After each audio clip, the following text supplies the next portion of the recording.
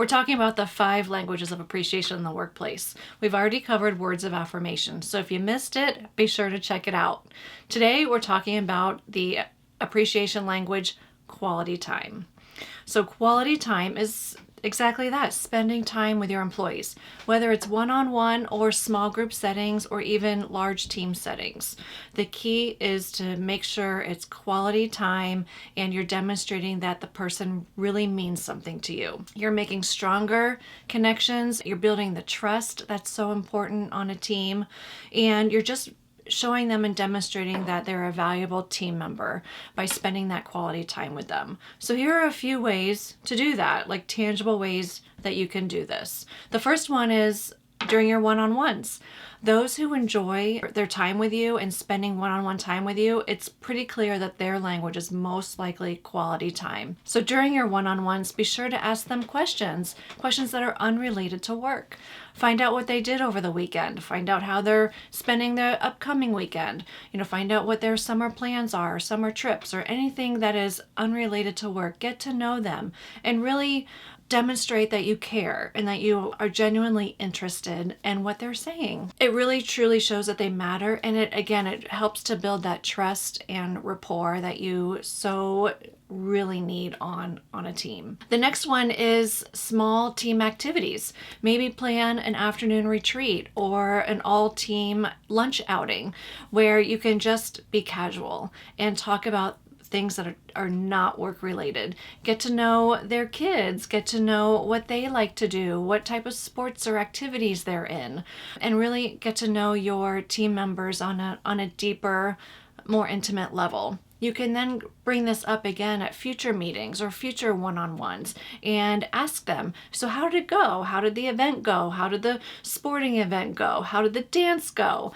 So it's really important to make sure you are listening and then remembering and asking questions as follow-up later on to demonstrate that you really care.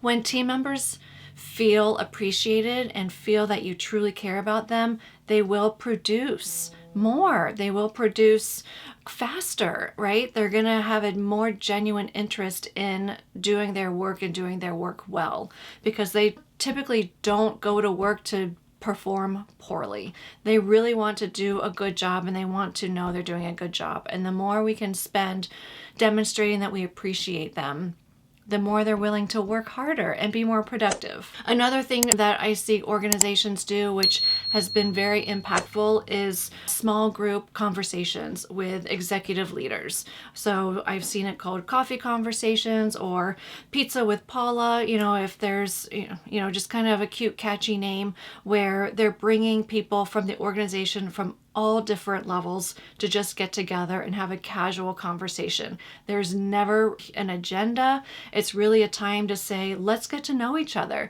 What's going on in your world, both at work and outside of work? What types of things do you see popping up that we need to be aware of? What are some of the things that you've seen that the company needs to potentially do differently? So it's an opportunity to really engage with all levels of the organization. Again, this is the appreciation language of quality time, and that's spending the time with people and making sure that it is authentic and genuine and you're showing genuine interest in what they're saying. I've also seen people do, really big retreats, team outing, all-day retreats, like maybe Habitat for Humanity. And it's just really fun to get to know the people on your team outside of a work setting, and you get to see what people are good at. You end up doing a lot of small talk, maybe tell some jokes, and just really be in a more casual environment to really get to know your team.